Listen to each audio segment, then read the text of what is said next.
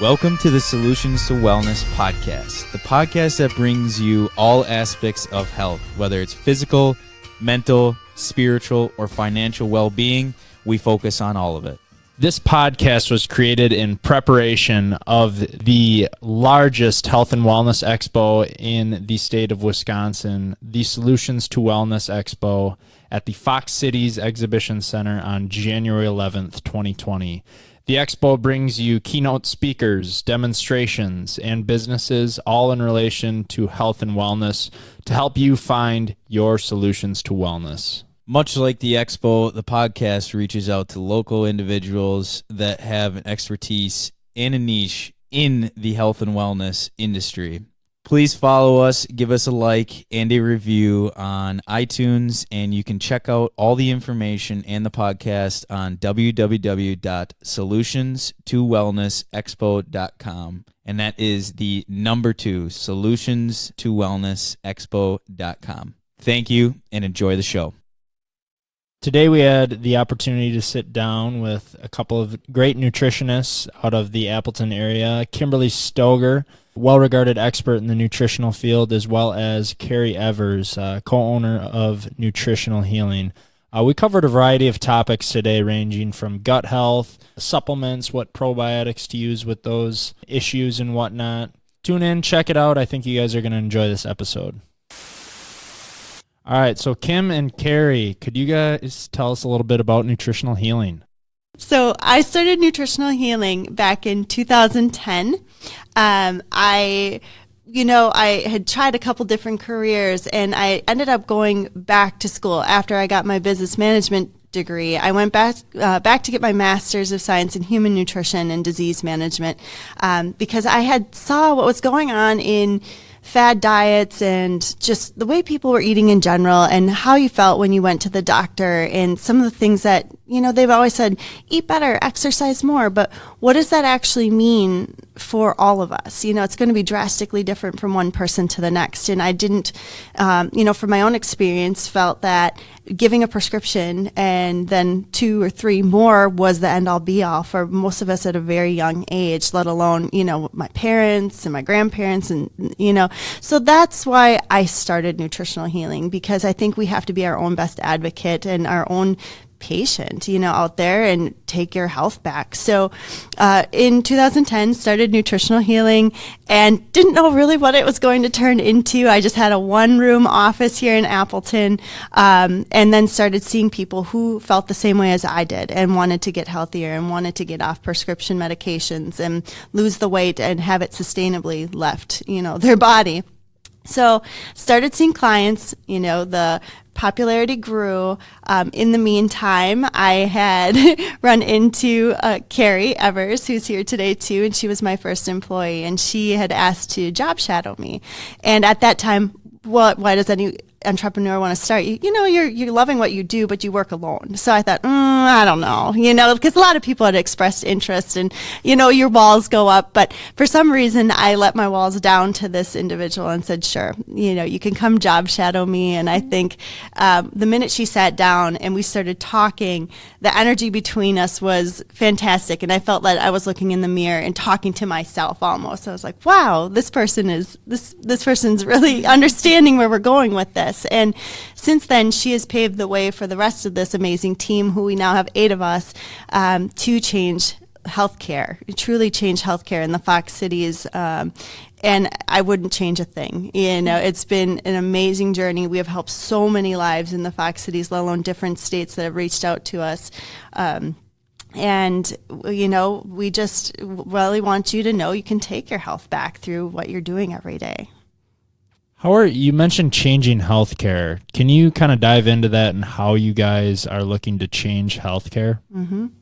Something that I'd say a lot, that a lot of people hear me say when I'm talking about healthcare, is that there's a very reactive healthcare system currently. And when we're talking about the type of issues people deal with today, you can't really handle that in a reactive way. We very rarely deal with an acute problem where we go to the doctor, we have a surgery, we have a treatment, and then we're better. I mean, that's rare. Most of us have chronic conditions where we feel ill for a long period of time. It's slowly but surely over decades sometimes of just kind of getting worse worse each year. People just call that aging, but it's not. You shouldn't get sick just because you're aging. I mean, we get older, but you don't have to be sick because of it. And so dealing with the chronic conditions we have today, our healthcare system is just falling short. I always like to joke, like if someone came into my office with a broken arm and asked me how to eat more calcium to heal their arm, it'd be pretty useless, right? I mean, that's not going to work. Versus the other side of that coin is going into your doctor's office when you have a collection of symptoms from your lifestyle, but there's not a disease there yet.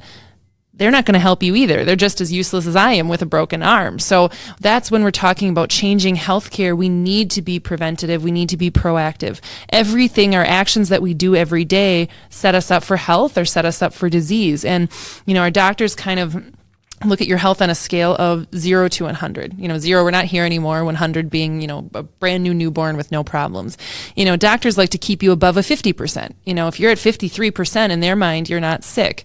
Versus we don't want to see, a 53 is still a failing grade. We want to see you up at an 80, 90%. And that's where your lifestyle comes in. Yes, there's genetics and there's all sorts of other factors, but if your daily habits aren't setting you up to move forward and to be healthy and have success, you're going to see illness come in at a much earlier age and in a much more profound ways, where you're going to have multiple illnesses at the same time instead of just one illness that eventually kills us later in life. So it's just something that healthcare needs to adapt to because our diseases are changing. What would you say that the most common or most frequent misconceptions you see amongst clients with general healthcare, telling them what to do? A lot of times the biggest thing, I think we just talked about this today, it's funny, how people will say they'll come in and they'll put on a health history that they have high blood pressure, high cholesterol, or something like that. And I'll be like, oh, well, we should address this. They're like, oh, no, it's fine. I take medications managed. And it's like, well, it's not fixed, right? You still have high blood pressure. You're taking a medication to control it. So it's not really under control naturally. So I think that's a huge misconception that people think, well, I'm taking a med for it, so I'm fine. I think that's, with healthcare, I'd say that's the biggest one in my opinion. Also, to piggyback on what Kerry had to say, is when we meet with someone, they are looking for a diet to match to their condition. So I'm looking for a diet for my heart disease. I'm looking for a diet for my skin condition. I'm looking for a diabetic diet. And that doesn't exist. And that's where we start getting very, very misled, whether it be at the hospital or what we read online or what we see on TV. And that's the whole premise of nutritional healing, and our core value is getting to the root cause for that individual, because one diabetic person needs to eat drastically different than the next one, and they both got there for different reasons too. So coming in and saying, okay, it can be managed, no, not so much, and also how should I be eating for this, very, very unique to you. So that sort of begins with the initial consultation, and then from there you kind of, like you mentioned, each diabetic might have a different nutrition plan. So how do you go about breaking that down? So when people come in for a free consultation, they'll meet with Kerry or I for a full hour. And we've always said at Nutritional Healing, we have the gift of time that we give them in healthcare, which the average doctor's appointment now is about 8 minutes long. And how you feel during that is you're not being heard. You're not really getting to the root of everything. There's a whole lot more to your condition than food sometimes too. So taking a holistic approach. So when we meet with someone, we go over your full health history. Why are you coming in today? What are you currently being treated for, and what have you gone through over the years, surgeries, conditions? What's a typical day look like in your diet? Breakfast, lunch, dinner, snacks? I've always said don't hold back, because if you do, we can't help you. Be honest with us. And looking at what medications they're currently taking, any supplements as well. And then as I talk with a client, do some brainstorming of what route might be best for them, as far as how long should we work with this individual? What will it really take for them to reach their goals, and what testing should we do to them? Because as a clinical nutritionist and being a part of the healthcare field, there has to be some data that we're working with. And that's what makes us not like a fad diet or anything like that. You're going to have your personalized answers. So cardiometabolic blood work, we'll look at more than you've ever wanted to see based on what's going on for you, not something that you would have done at your normal physical. We'll look at vitamin and mineral levels and what's inside your cells. So that's what's actually being absorbed and utilized in the body. We take a look at food and chemical sensitivities. We can do urinalysis, genetic testing, hormone testing. It's the sky's the limit for what we can look at for someone, but it's different for everyone. And then once people do sign on for a program and we analyze all that blood work, we put together a program for them. So we kind of, figure out, okay, based on everything that we see here, this is how this individual needs to be eating. And then how we translate that to the client is where it really is unique, is one-on-one nutrition counseling, where all of our employees here, everyone has a college degree or bachelor's degree in nutrition. And what we see is that they sit down and they walk them through, this is how and why this is affecting you and where this is coming from and how you need to eat, instead of turning it into counting calories, counting carbs, counting points, counting, math equations every time you sit down to eat. It's looking at whole food, where we kind of look at that behind the scenes, but teach them how to actually apply that to their lifestyle. So, we always have a lot of clients with hugely different backgrounds. I've had kids in college dorm rooms with a microwave and a food court. I've had one woman who fed she has 9 children. She fed them all the same thing she was eating, 80-year-old retirees. We have a lot of different lifestyles. So saying, okay, well, you need to get all these nutrients, find a way to do it in that wide range of lifestyle, I think, is next to impossible. So when we sit down, we work with them. Some people are, third shift. Some people have, again, more mouths to feed than they're thinking about. Or even a lot of our clients have teenage daughters, and they don't want to, bring home a weird diet mentality that their teenage daughter is going to pick up on. So as we build this with them, they're helping us fit it into their lifestyle in a way that makes sense. So we take care of that kind of the nutrient side of things behind the scenes. We teach them how and why we're doing it, but then they don't have to, process that every time they want to eat something in their everyday life. It doesn't have to be their full-time job. We can make it just a part of their life, like food should be. I think you mentioned too in the article that it's not just about like weight loss, it's more of a whole approach to a healthy living style. So what are some of the best feedback comments you're sort of getting once these individuals start making these habits and these changes?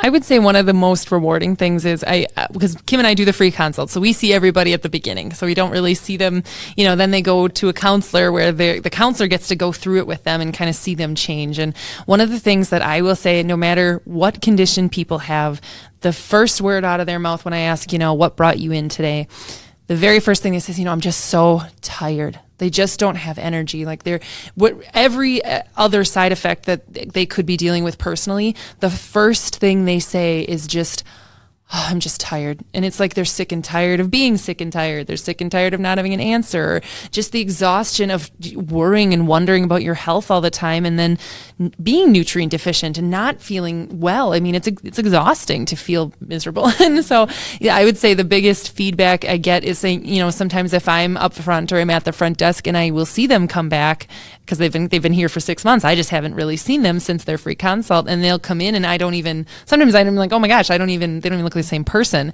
and they're very excited and they're happy. Or they'll come to our cooking class and it's like, oh my gosh, you're a completely different person because you're just so they're just vibrant and they have more energy. And so it's just, I remember that I can hear almost all of them, their voices just like I'm so tired. And then when I see them at their classes or wherever I see them, it's like I can't picture them saying that because they just seem so happy. I think that's probably the biggest for me. I have a few unique stories and feedback too, where it might sound extreme, but they come in, and I've had one gentleman say, I just met with my barber and I told him to style my hair the way it should look good in my coffin. I feel that close to dead. And just turning someone's life around like that should feel vibrant at a very young age, and they're giving up. So, helping that way, helping them get off their high blood pressure medication, their cholesterol medication, some of those that they can turn around in an instant with health. Fixing someone's young daughter's skin who's getting made fun of at school and it's bleeding and it doesn't look right, and, getting picked on, like that's a big deal for people. And another huge story of mine too, it just always gets me in my heartstrings, a client who was laying on the couch and she was ready to give up too because her doctor said, you're at the point where we have to remove some of your digestive system or your bowel system, and you're going to have a colostomy bag.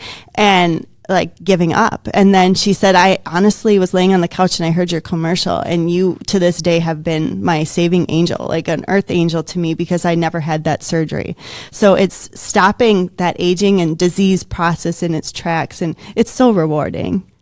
It's kind of crazy to see how much I feel like people think that medication and those diagnoses, like, they are not always true. I feel like, you don't have to be stuck on that medication, and it's simple as understanding a little bit better what you're eating and putting into your body. Yeah, I mean, I'll say, like, well, both my parents are doctors, and so we have this conversation a lot. They are very supportive of what I do because they never believed in a lot of that stuff. But, it's just hard. Like, doctors aren't being taught that way. They're not, they both got less than 1 hour of nutrition education in their entire medical school career. And, the way that our diet and our lifestyles have changed over the past 50 years, now the food is different. The environment is different. Our bodies are different. And the medications that we take and how that affects digestion, unfortunately, the way that doctors are taught, and, think of we have a symptom survey that we fill out, and it has all these different categories, and someone could mark something in every single category, and they could see a specialist for each corner of their body if they wanted to, and take a medication or a treatment. And these doctors don't talk to each other. I mean, if you see multiple doctors, the odds that they know what each other person is doing is very rare. So they're not the right solution for the job. If we all had acute issues, they would be perfect. So when I say that our lifestyle has changed in the last 50 years, I mean, our food, the chemicals in our food are not tested the way that we eat them. They're tested one at a time in a very controlled setting over a short period of time, and then they're sent out into the world. And the problem with that is that we don't eat chemicals one at a time. I mean, if you have a Pop-Tart for breakfast, I think you're already at, what do we say, like 20? And that's just in one Pop-Tart. I mean, if you had it with a soda, I mean, well, you're already on your way. So, we just don't eat these things separately. The other problem is they don't leave our bodies the second we're done digesting them. We bioaccumulate these chemicals. So not only do we not know how they interact with each other in a product, we don't know how they interact in our bodies over 10, 20, 30 years. So a lot of this stuff is just, it isn't tested in the way that we're using them. So even if it was proved safe in one study for a lab, it's not prove safe the way that we're using them. Out in the real world, we don't live in a bubble. We don't do things one at a time. So the problem with that is that all of these things that we ingest and all the ways our lifestyle has changed, the way our food has changed, are genetically modified foods that are Roundup ready. There's more pesticides. Our soil is terrible. Our digestive system, our microbiome is, next to nothing. I mean, think of it like someone read a study where they were kind of comparing how our microbiome, instead of being the diversity of like a rainforest right now, it's the diversity of a crop field, because we just don't have that. So everything that is changing over the course of this is setting us up where we can't evolve fast enough to be okay with these changes. I mean, this has happened within a lifetime. I mean, 50 years is not a long time.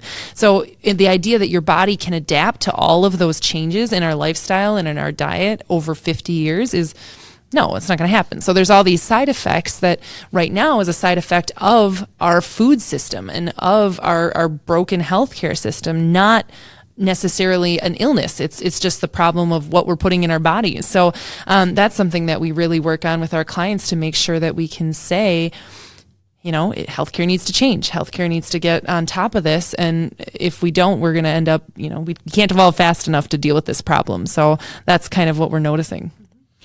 So what are we, like, according to history and all that research and science, what are we supposed to eat and consume as humans? Whole food, real food. Like, so I mean, I've read like corn was never really an easily digestible thing, and certain grains and things like that. So is there certain things that are whole foods that people should steer clear of? So think of that a little differently. So there are a lot of foods today that you may have, if we were living off the land, you may have stumbled into and in a pinch may have been totally able to digest this and eat it. Like corn might have been something that you ate sparingly, or if that's all you had access to. The problem isn't really any specific whole food. The problem is the sheer amount we have access to today and how we eat it. So think of like corn. If you had to, harvest and actually cook up an ear of corn, I mean, how much corn could you actually eat, right? That wouldn't become a huge portion of your diet. It's a lot of work. But the way that corn has worked its way into our food system, that it is the main ingredient in 75% of what we eat. I mean, what is it? The 90% of our diet are the same 5 ingredients for the average American. It's soy, corn, wheat, rice, and I forget the other one. I can't think of that. Sugar, probably, honestly, made from those things. So you really think about the sustainability of it. That's the problem. Is today we have access to things in such capacities that you can overeat anything you want. It's easy to do, and we do it all the time. And so we're eating very nutrient deficient versions of these foods. So it's not that corn is really a problem. I mean, it is now because it's genetically modified, but corn as a real whole ingredient that isn't genetically modified, it's not the problem. It's how it's worked its way into our food system. So if you can eat anything sustainably and you were eating it to the point, like think of placing yourself in a natural ecosystem. If you could eat it as a part of that ecosystem instead of as a consumer of that ecosystem, that's how you should think about food. It's the same thing with meat and dairy. I mean, if you hunt and you get venison, or if you ate the amount of beef or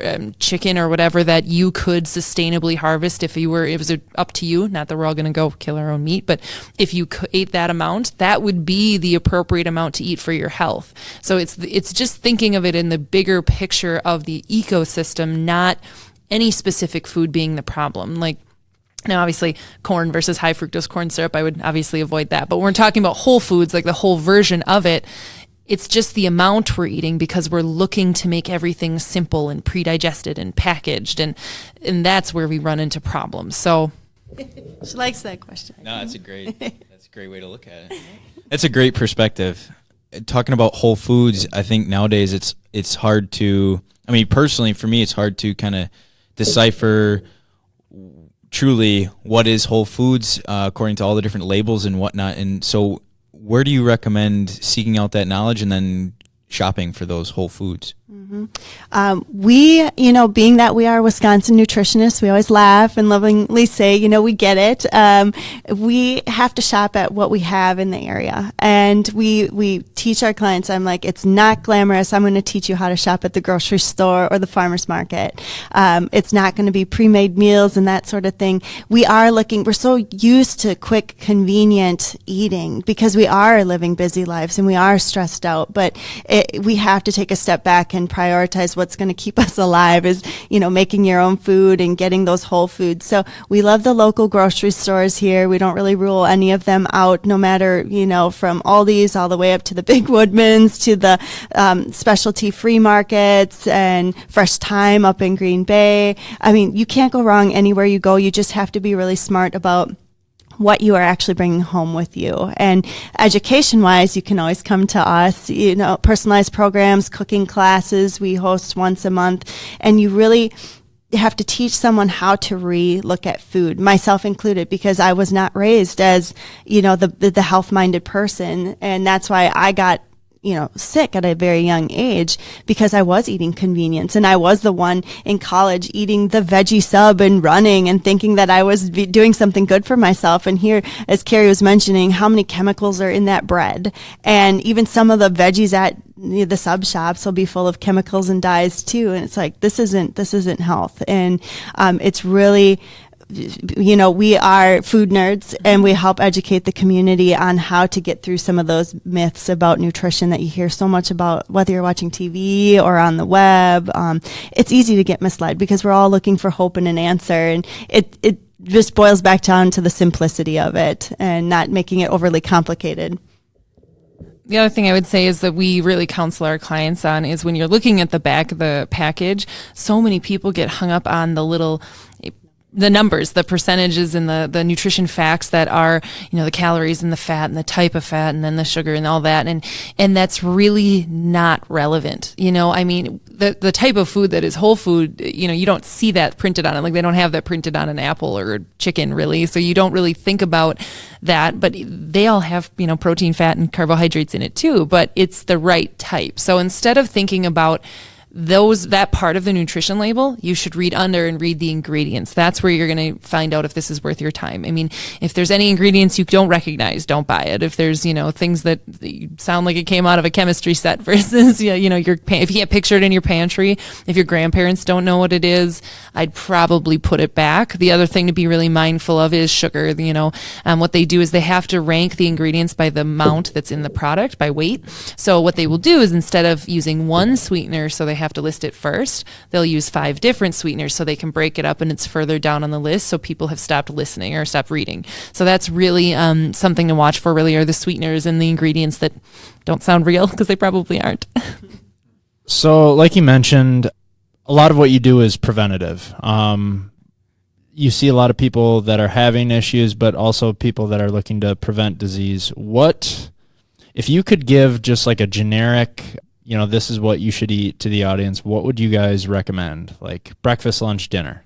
Well, I mean, it depends on the person. I suppose I could just say what I would eat in a normal day, but that's just for me. So again, I'm also vegan, so that's something that is a little different. So, and I choose to be that way for my health, but that's not what everyone has to do here. So, for breakfast, I do a lot of, I call them oat bowls. I do a lot of like oat, nut, and seed and fruit kind of scramble, like things that I mesh together. And it's not pretty, but it tastes good. Lunch, what I have today? I have a stuffed sweet potato with broccoli and black beans and edamame, and then corn rind makes a really nice vegan cheese that it's not like the fake processed cheese. I think it's pumpkin and cashews, and it's really good, but it's maybe not for everybody, but I like it.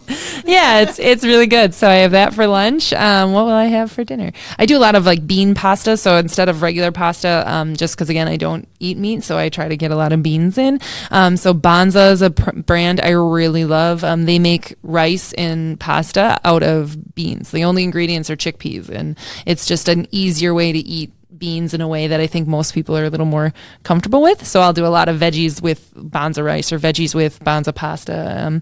I also like Primal Kitchen, like sauces and things. I put that on there a lot because those ingredients are really clean. That's a brand that ends up on some of my more boring meals to make it a little more fun. But yeah, snacks, nuts and seeds and fruits and veggies, and I know Kim might eat more of other stuff, but I'm similar to Kerry, only I do eat animal protein, and I love eggs for breakfast and vegetables. I do have salmon, on a salad at lunch. I'm not a big dressing person, but I do like salsa. Homemade salsa is great. There are some really healthy ones out there too. Ground turkey, chicken, fish is what I gravitate toward, but we do have red meat at the house too once in a while. I use it sparingly. When it comes to meat, you almost want to use it like a condiment. You don't want it to be the focus of your plate. And that's a good way to look at both anything dairy and meat. If you do still have it in your diet, which I do, I try to cut back a little bit on dairy because it is so addicting. Think about if you tell someone that they have to stop eating dairy, or if you have to tell someone to stop eating wheat, how that does create an emotional response for people. And there's a reason for that. It's very addicting. So, little bits, use it sparingly. Especially if you tell someone in Wisconsin you can't have any more cheese curds, that could be a big issue. Right, that's blasphemy. So you mentioned red meat very sparingly. Is there a reason that you like to do that? Just because of the fat content, because it is fattier. So people tend to eat the same portion compared to their chicken and their fish. And it adds up, especially when we see a lot of heart condition patients here. That's just something to be proactive about, because a lot of times they're told at the doctor, if you have high cholesterol, you have to stop eating eggs. And that's just really silly, because they're not eating that many eggs, and that yolk isn't taking a toll on their body. Animal products, though, raise cholesterol. So the overabundance of beef and, cheese and creams and ice cream and that sort of thing, that's really what's raising the cholesterol out there. I would also say, too, that the type of products people typically are consuming with red meat aren't, it's not just like the meat. Usually it's like people do a lot of like the sausage or the bacon, like with pork and things like that, or it's on a cheeseburger, or so it's really, it kind of comes with the territory with the type of way they're ingesting that meat versus the fact that it's just beef itself. But if you get high quality stuff, again, my stance too is, again, it's all about sustainability. You know, right now we live in a world where you could eat as much beef as you wanted. Most of us have access to that if we wanted to. And so it's very easy to overconsume. Our body can only assimilate 20 grams of protein at a time. That is not a large serving of steak. And so we keep eating it because we get the big, I don't know, it's a big, big full plate of a giant steak, and your body can't even assimilate all of that. So you've already overeaten. It's not that the steak's the problem. It's that our idea of what a serving size is and how often we should eat it is so just it's so out of the realm of what it should be. So that's the bigger problem. Like, really, I don't know, what is the serving? It's like 4 ounces is 20 grams of protein for beef. So, I mean, who sits down with 3 or 4 ounces of steak? I mean, I didn't before I went vegan, so I get it.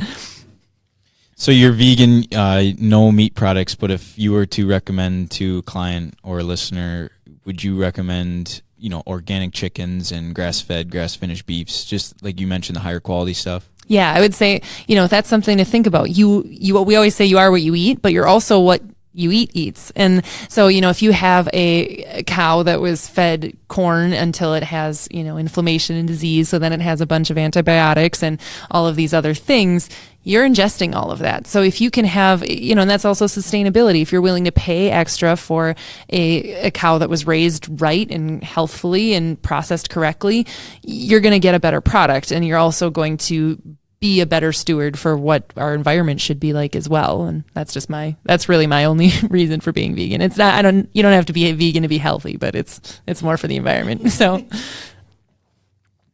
I don't mean to get into that wormhole. Sorry. No, that's great. We talked about nutrient absorption a couple shows ago.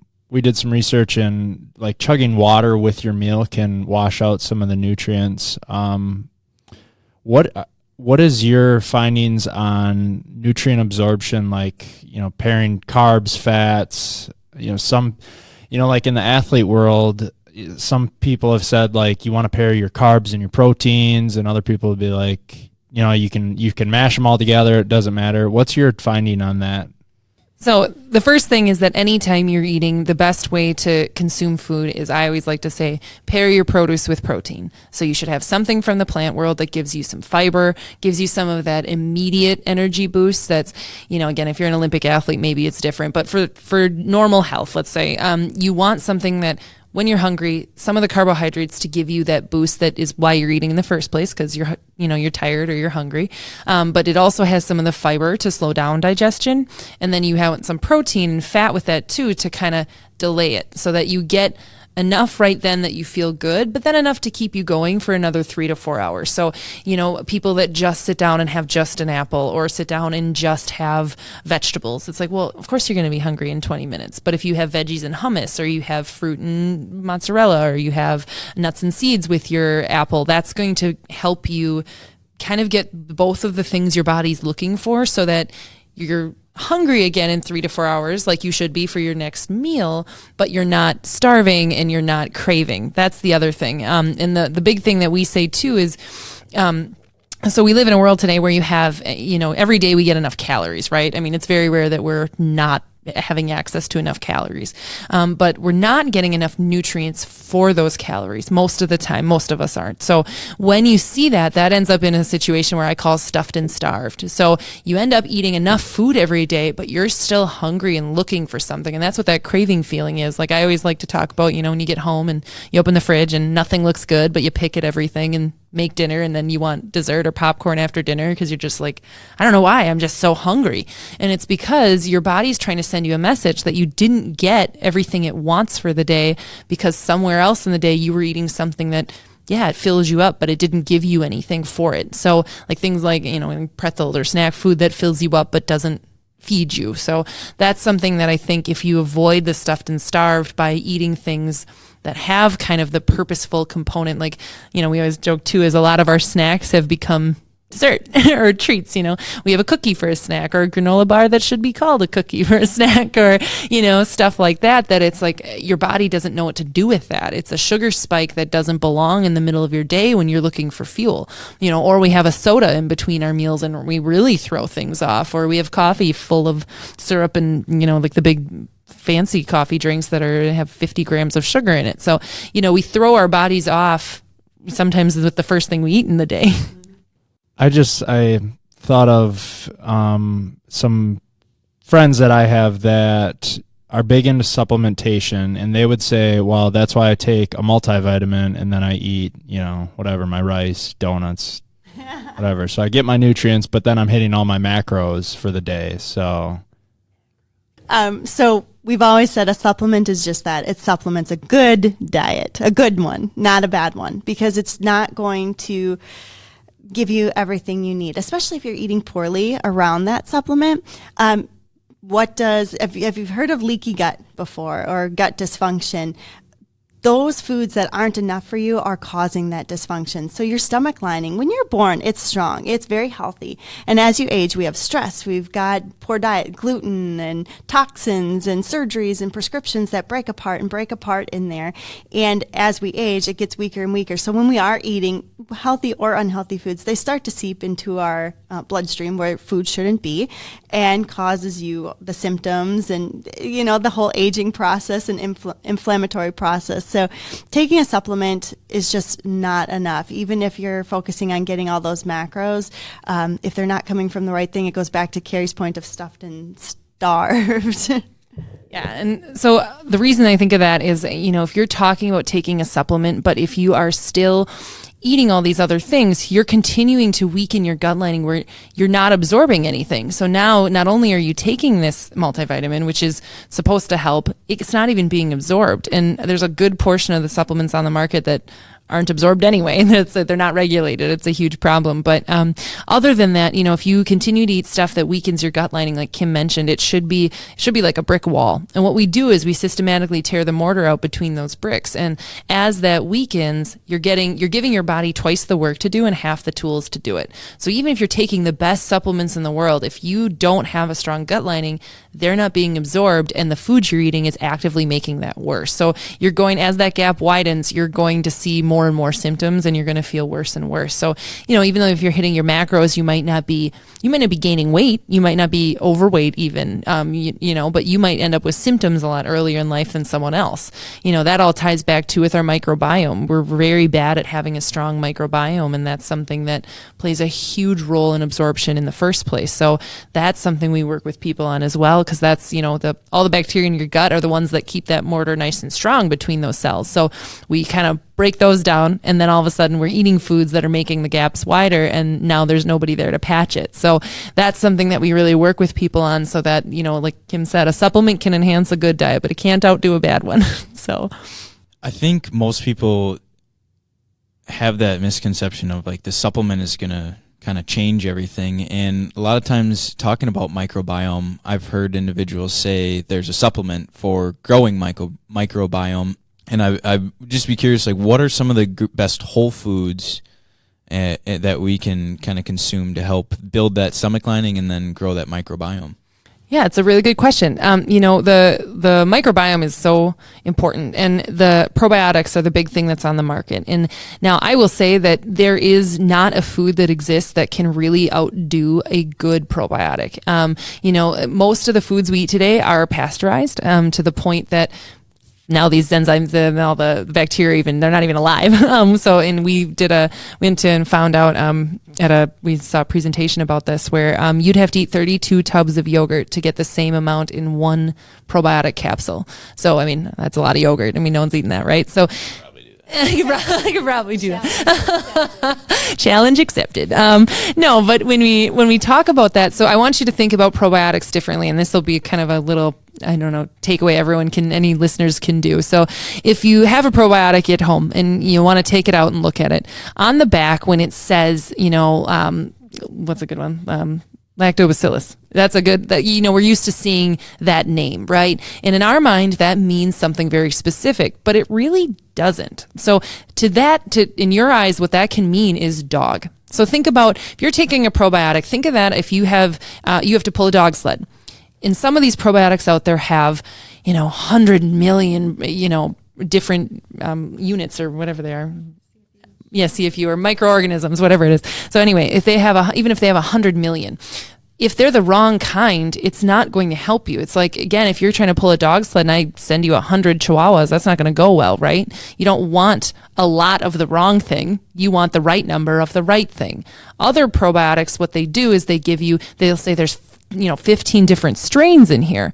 And again, you don't know if that's the right strain. So again, if you're going to pull this dog sled and I send you a St. Bernard, a Chihuahua, maybe one Husky and a Great Dane, you're still like not the most efficient way to pull this sled, right? So what you need to do is you need to find a probiotic that has the right strain in the right amount. And then what you should look for, so that's a good test. Anyone listening, this is what you should do. Go on the back of your probiotic bottle. After it lists the scientific name, so lactis acidophilus or whatever, after that, there should be in parentheses two letters and two numbers. That's how you go from dog to Husky. That means it's a research strain that brand is using, that it's a high quality brand. If that isn't there, that means they didn't do that research and you don't know what you're putting in your body. So like it should say BI07 or something like that after it. That's just one I happen to know. I don't know all of them by heart. But so, if it doesn't say that, that's a good sign that probiotic probably isn't good enough for you, and you should be switching brands to something that does have that. Doesn't have to necessarily be refrigerated to be a good probiotic. That's kind of a misnomer. It has to have those two letters and those two numbers after the scientific name for you to know that you're getting the Husky that your body wants, or to pull the sled, which... Sorry, carry that analogy on. but that's what you want. Okay, so as far as microbiome and probiotics, supplementation is something to look into, obviously, to get the correct one and things like that. Yeah, if you get the right one, it's one of the best things you could do for your body beyond, especially if you're not going to eat well all the time. Now, I've done research on probiotics and prebiotics. Is one better than the other, or are they both necessary? So a prebiotic is really just something for those microorganisms to digest while they're making their way to the right part in your body. So if you're going to take your probiotic with food, it doesn't need a prebiotic included in the actual product. And most people take them with food anyway. They take them at breakfast. But if you're not going to take them with food, then a prebiotic helps so that it digests what's in the supplement as it works its way to where it should be in your intestines. So again, I would just take it with food. You don't necessarily need that in it, but it's definitely that's the purpose of it. 32 cups of yogurt. Tubs. What's a tub? Like the 32-ounce tub. Oh, my gosh. This frustrates me because we were just talking on some Google searches on what helps digestion, and yogurt was listed multiple times. Well, how do we find information besides tuning into Solutions to Wellness and listening to the owners at Nutritional Healing or going to Nutritional Healing? How do we find this information? It's tough because food marketing is, it's money. So they're going to tell you whatever you want to hear. Think of Activia and how that's going to help our digestive system. And now picture 32 tubs of that and how you actually are going to feel. There are some pioneers in the health industry that we love. If people want to learn more beyond the walls here, we love Mark Hyman. We like Dr. Jeffrey Bland. We just feel that's Dr. Brighton, Jolene Brighton, as far as female health goes. We don't follow everyone out there. You can take bits and pieces sometimes, but these people through and through don't spin it in a way that fully just benefits themselves. They're trying to make you a better person too, and to teach others, just how we're trying to do here and how you guys are trying to bring this education to the community. Because again, you can turn on that TV and you can Google search whatever you're looking for.